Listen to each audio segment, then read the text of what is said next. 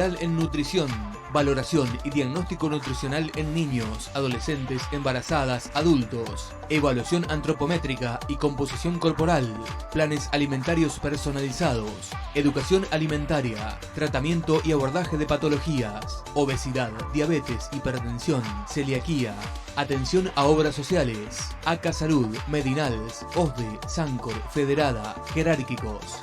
Licenciada en nutrición, Anamá Belén Barale. Turnos al 3468 52 46 66.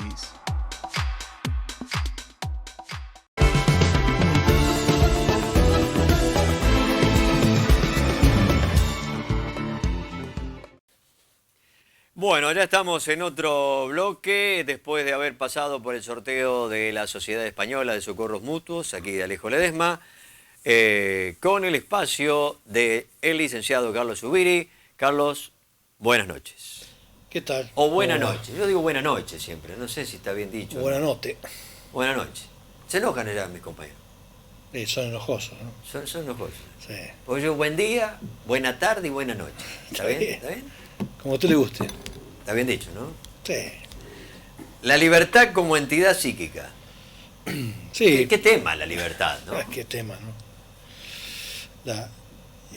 Y yo diría bueno, ¿por qué lo planteo? ¿Por qué lo propongo? Porque la libertad es un componente de la vida de un sujeto que es esencial, fundamental.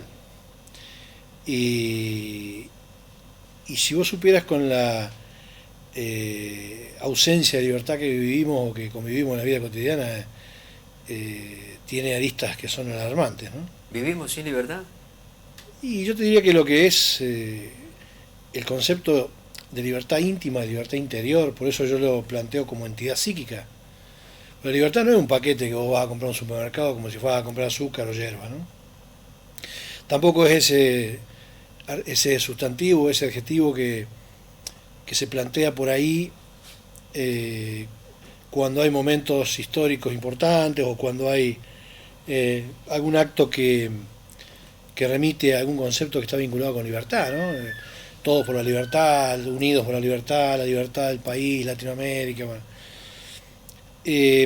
La verdadera libertad interior es libertad en la medida que tenga una entidad psíquica, es decir, en la medida que tenga un componente interior que fundamente la dinámica de esa libertad, que fundamente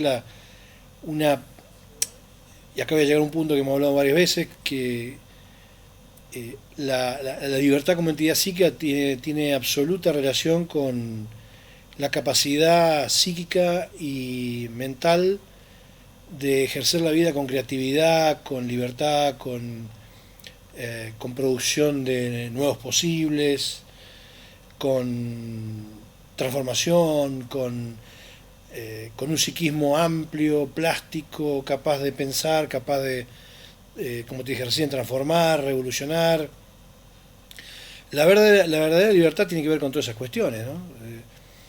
Hay gente que confunde la libertad con economía, o la libertad con logro material, y yo tengo mucha gente que ha atravesado en algún momento de su vida en mi consultorio con amplias condiciones económicas, materiales, pero con serias dificultades a la hora de plantear su libertad interior, ¿no?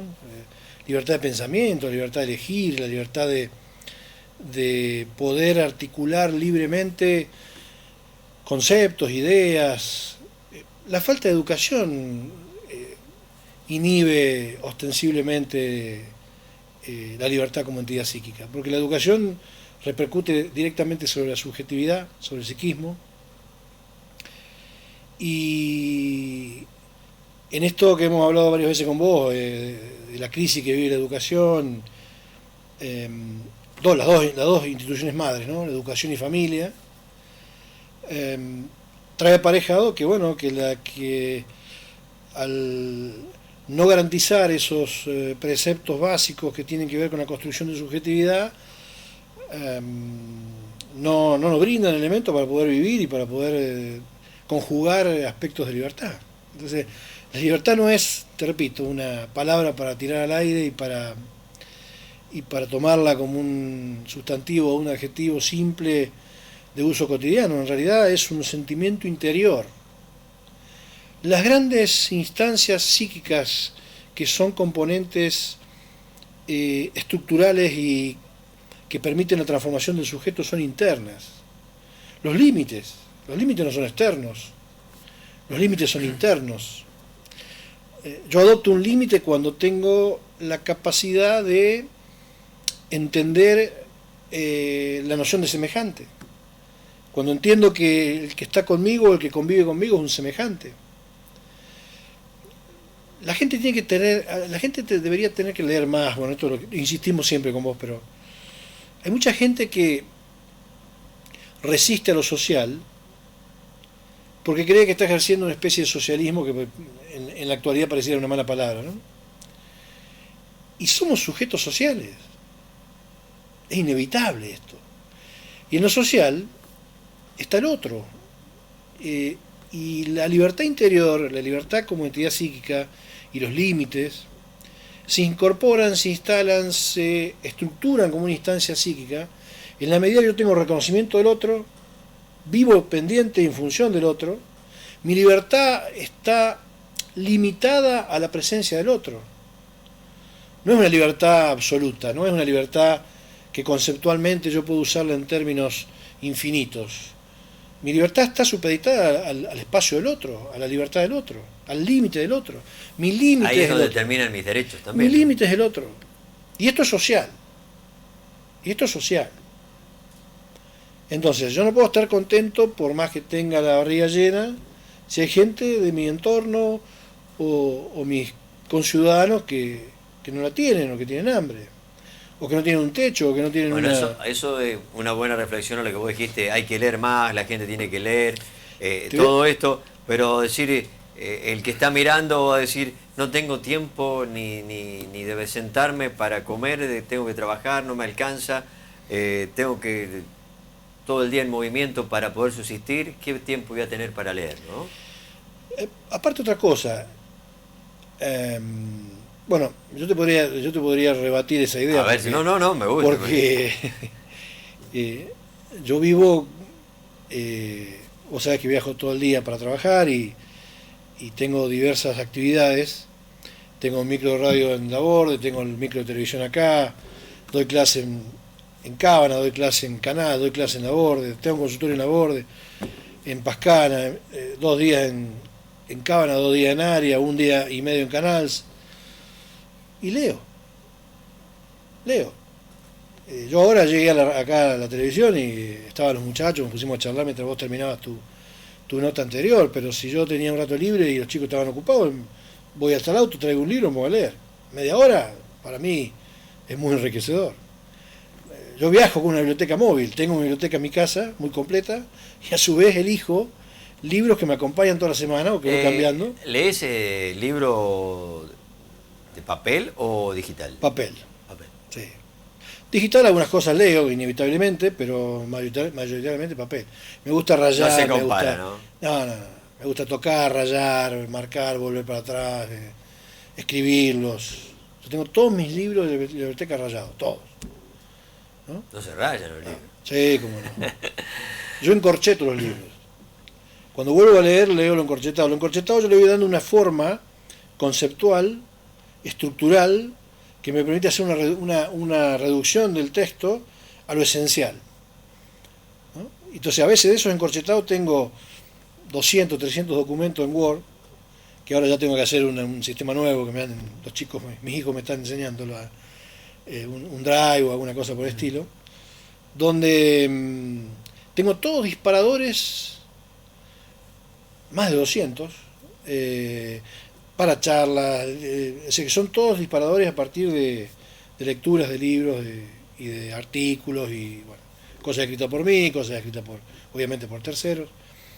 En un tiempo que, bueno, me lo hago, porque me apasiona. El tema es que si no te apasiona, fin de semana, yo no duermo hasta tarde, duermo hasta una hora prudencial y me levanto, tomo un café y leo un libro. Y Televisión, ¿no? poco, televisión casi nada.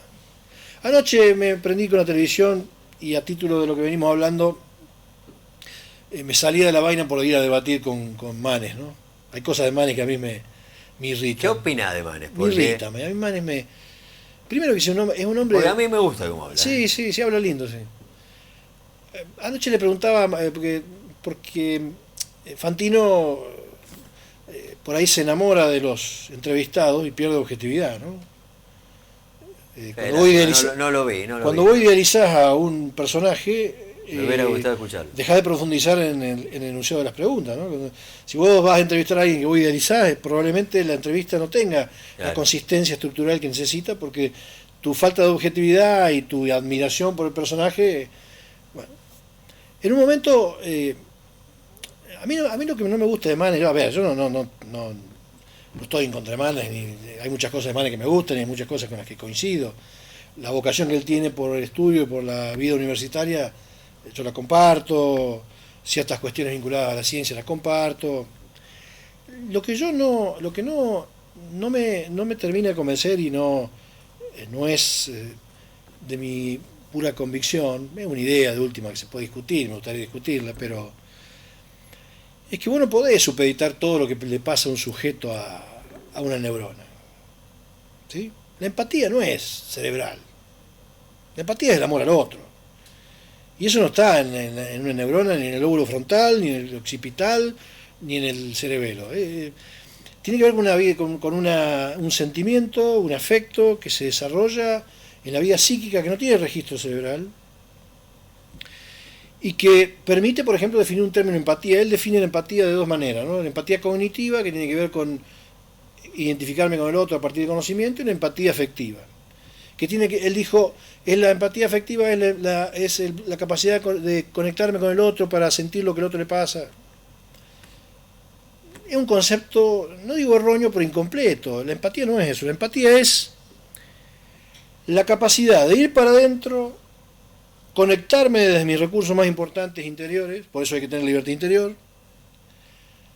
acercarme al otro, identificarme con el otro, vivir lo que siente el otro como el otro, ejercer una transformación a partir de ese hecho, y que en todo ese proceso a mí no me modifique la situación.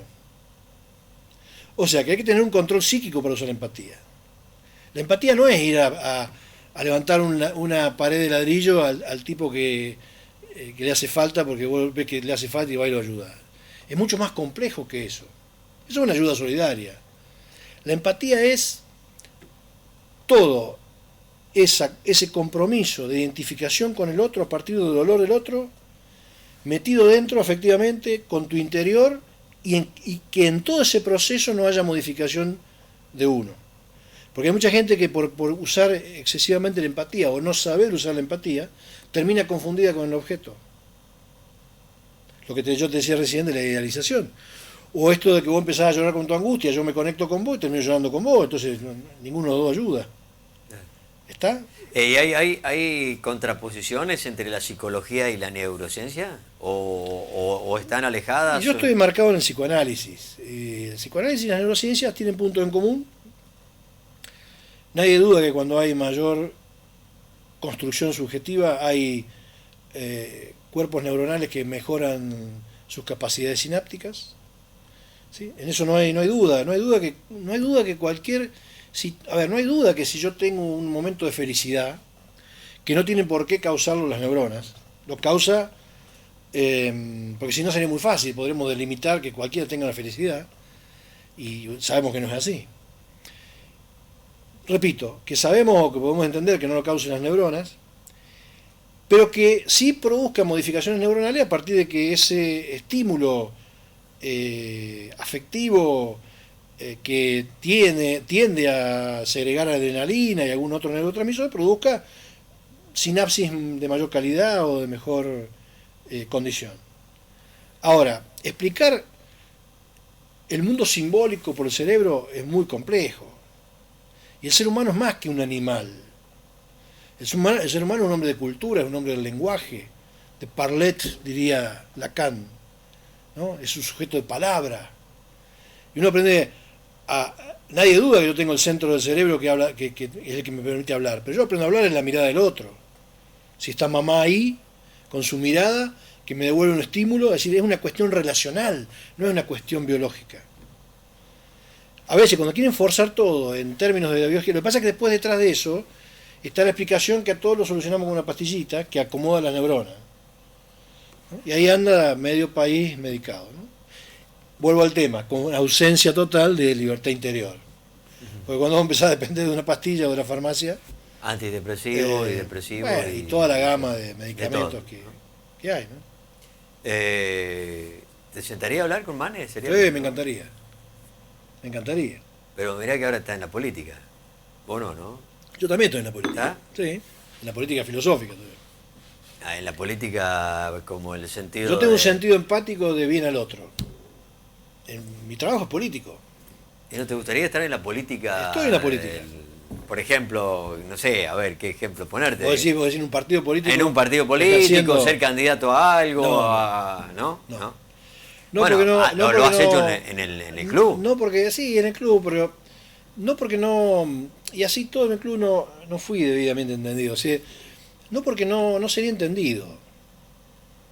Hay cosas que uno hace desde ciertos lugares que son de conocimientos y no sería entendido.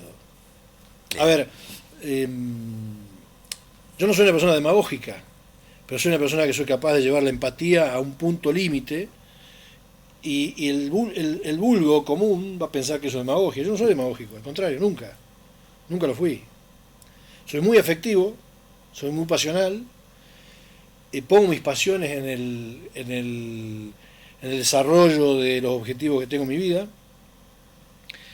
y la política hoy se ha tornado otra cosa, es un ámbito de negociaciones fuera de la ética, y yo también tengo ética, ¿no? Yo no podría hacer nada. Eso me interesa, negociaciones fuera de la ética, es Sí. decir que ahora cualquiera negocia con cualquiera, los ideales ya se han terminado, ¿no? Yo tengo una broma que se la hago a mis amigos, los que discuten la dicotomía argentina entre Macri y Cristina, ¿no? Entre el macrismo y el kirchnerismo. Sí. Néstor Kirchner conoció China comercialmente gracias a Franco Macri. En el viaje iba Néstor, Franco, Cristina y Mauricio, ¿no? Mientras Franco y Néstor se iban a negociar con los chinos por el petróleo, por el gas, por el puerto, por el trigo, por lo que fuera, no sé, todo lo que marcaba la agenda comercial.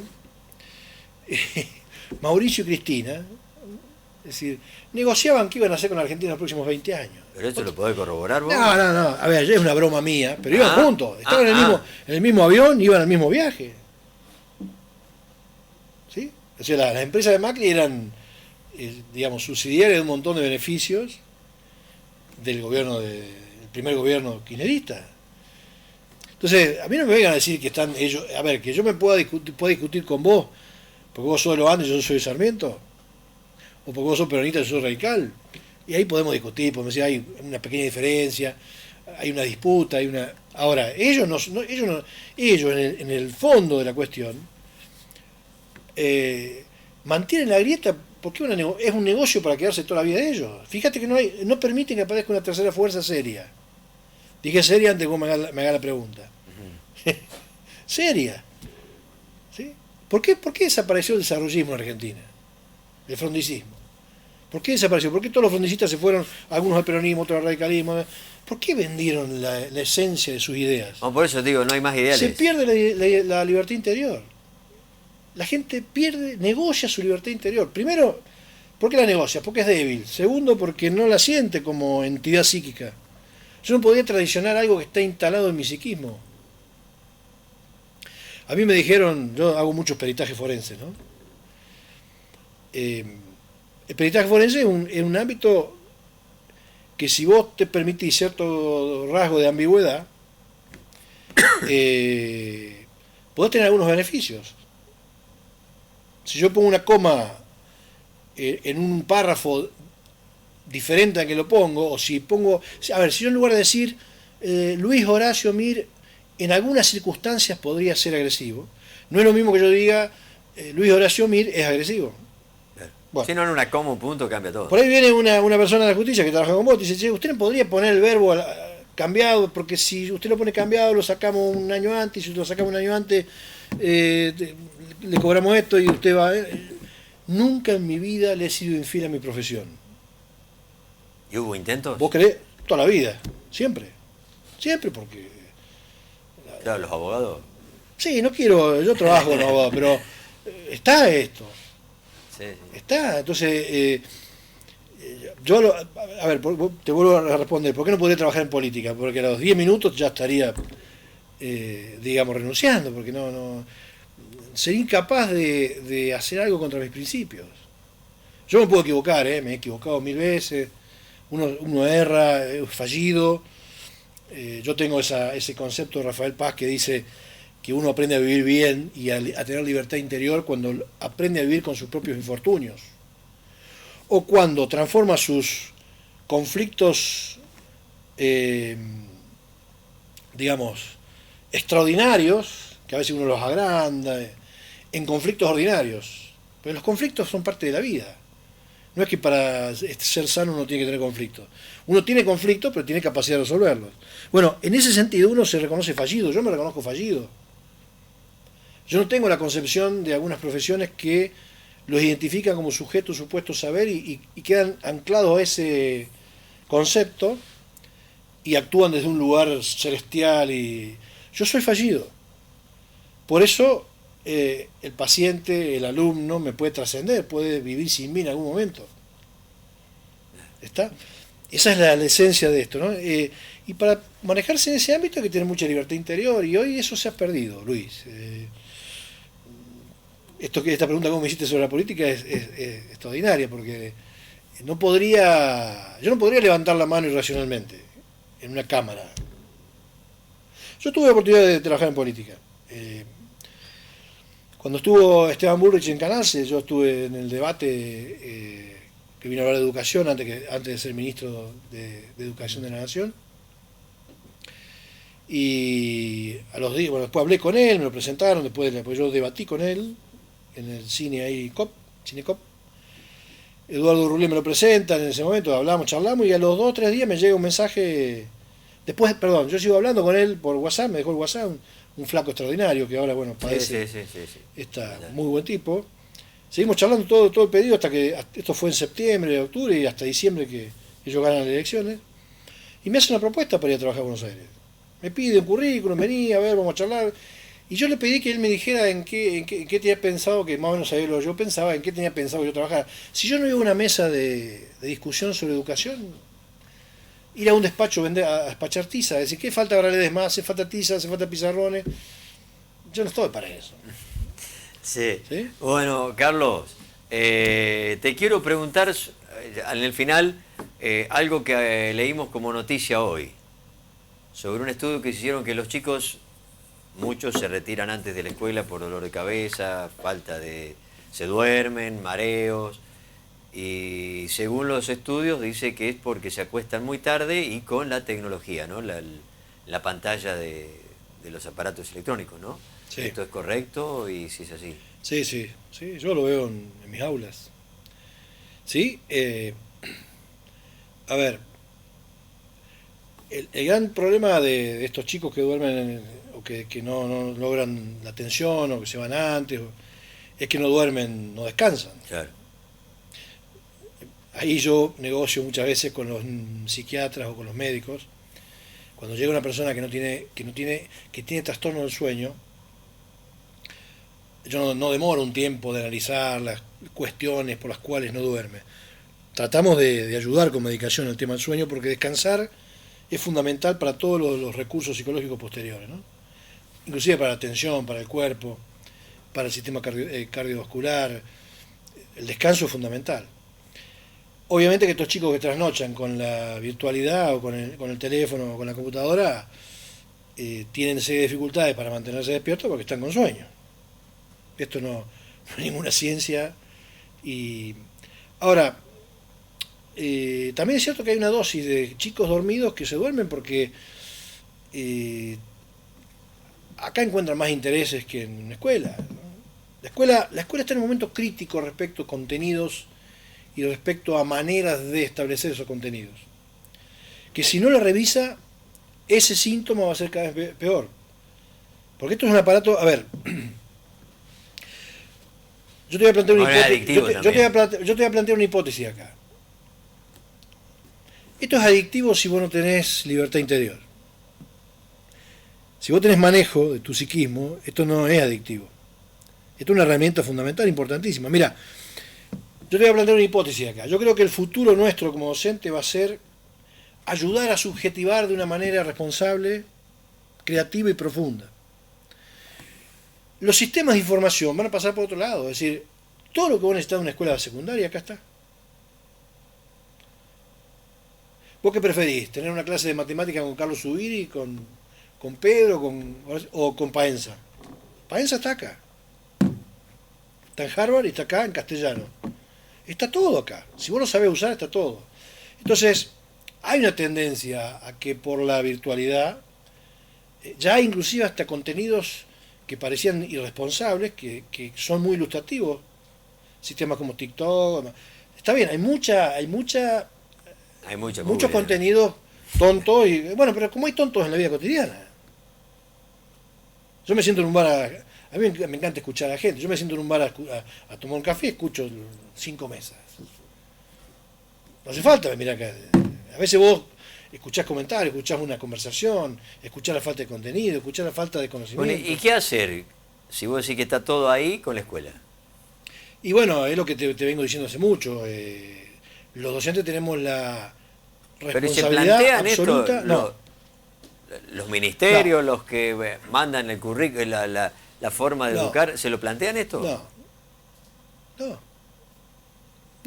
Hoy no nos dejan usar el teléfono, en muchos colegios no nos dejan usar el teléfono en el aula. Hay lugares donde te lo retiran. Vienen con una canastita y te lo retiran.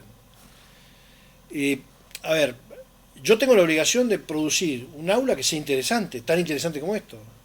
Entonces tengo que traer nueva bibliografía, nuevas lecturas. ¿Por qué uno lee tanto? Porque vos tomás, vamos a hablar de la Copa, y si yo tengo 6 entradas, 7 entradas para hablar de la Copa, y capaz que la charla mía es más interesante que si tengo una sola entrada. Y esas 6 entradas me dan opciones para dar 6 clases o 6 tipos de clases diferentes, de acuerdo a cómo esté la población en ese momento. Y si no te gusta mucho la charla que te da el docente, lo buscás en internet. Yo doy charlas permanentemente. Ahora me voy a Mendoza, el 16-17, a presentar el libro. Voy a dar una charla en un secundario el viernes a la mañana, a la tarde en la Universidad de Mendoza, de Cuyo, y el sábado a la tarde, eso es el viernes, el sábado a la tarde presento un libro con los municipios de Rivadavia, Junín y San Martín, en un teatro. Bueno, yo tengo una idea mediana de lo que voy a disertar, pero cómo lo voy a emplazar, lo empiezo a delinear cuando llego al lugar. Miro el lugar, veo cómo está el lugar, por dónde me voy a poder desplazar, porque yo juego arriba del escenario. Me gusta. ¿Han leído a Anderegg? No. Sí. Me parece interesante, ¿no? Bueno, habla de todo eso, ¿no? Porque, a ver, el cuerpo también... hoy hay que dramatizar, que el chico vea que uno hace cosas, o sea, no sé, hay muchos recursos. No puede estar 2 horas sentado esquemáticamente en un escritorio, a no ser que sea extremadamente brillante. A mí me pasó con Marcelo Viñares en Buenos Aires, ¿no? El tipo se sentó, disertó con su capacidad, bueno, y no se movió una mosca porque es un genio, pero no hay muchos genios como ese. Claro. ¿No? Entonces, en ese momento yo voy delineando qué es lo que voy a hacer ese día, o cómo la temática que más o menos tengo preparada, la voy a dar de acuerdo a la población que tengo, al ámbito, al lugar. Una vez me escondí en un vestuario, en una charla. Cuando llego al lugar, daba sobre anorexia y bulimia en Laborde, en el club recreativo. No sé si conocés el salón. Sí. Entonces la directora del hospital me dice, ¿vas a dar la charla sobre...? Sí, que tranquilo, yo la voy a dar. Cuando llego al lugar le digo, vamos a hacer una cosa, le digo, dame un micrófono inalámbrico, vos presentame, yo no voy a aparecer, pero vos presentame. ¿Cómo que no va a aparecer? No, vos presentame. Yo no voy a aparecer. Dame 3 minutos, 4 y después aparezco. Entonces me presentó toda nerviosa, no sabía qué carajo iba a hacer yo. Yo me escondo en los vestuarios que están adelante, la gente estaba mirando para otro lado, hacia el escenario. Entonces cuando me presenta, yo dejo 2 o 3 minutos correr el reloj, y cuando la gente empieza a murmurar, me presento. Hola, yo soy Carlos Zubiri, soy anoréxico, logré mi cometido, desaparecí. Así empezó la charla. Bueno, eran 300, 400 personas, estuvimos 2 horas disertando y intercambiando ideas. Esto de jugar, y se me ocurrió en ese momento eso. Porque vi la población, vi que digo, ¿cómo genero la atención de estas 400 personas? Y tengo que jugar. Si vos te pones académico en ese lugar, en un club. Claro. Entonces, bueno, esto tiene que ver con la inventiva, la experiencia del profesor, las tantas lecturas, los grandes profesores. Yo he tenido la suerte de tener Bueno, también estar frente al público, ¿no? Es fundamental. laboratoria, sí, pero cuando vos tenés pasión por, Si te asustaste con... por transformar algo en el sujeto, yo veo gente con la cual puedo interactuar y me transformo. Hay un estudio del manejo del grupo. Sí, también, sí, ¿no? sí, sí. Carlos, nos hemos ido por todos lados. Por todos lados. Linda charla, linda charla. charla. Mirá, te voy a dejar una última reflexión. Hay que saber conversar, porque dice Rafael Paz que cuando 2 personas conversan, cuando 2 o más personas están conversando, algo bueno va a ocurrir. Y algo bueno puede pasar, algo se puede transformar. Entonces, la conversación es la materia prima de nuestra profesión, tanto la docencia como el psicoanálisis. Así que conversar siempre es muy rico. Me voy a poner en contacto con Facundo Manes para traerlo un miércoles. Dale. Que venga. Dale. ¿Eh? Gracias, Carlos. Nos vamos a la pausa, Pedro. Pausa, ya venimos.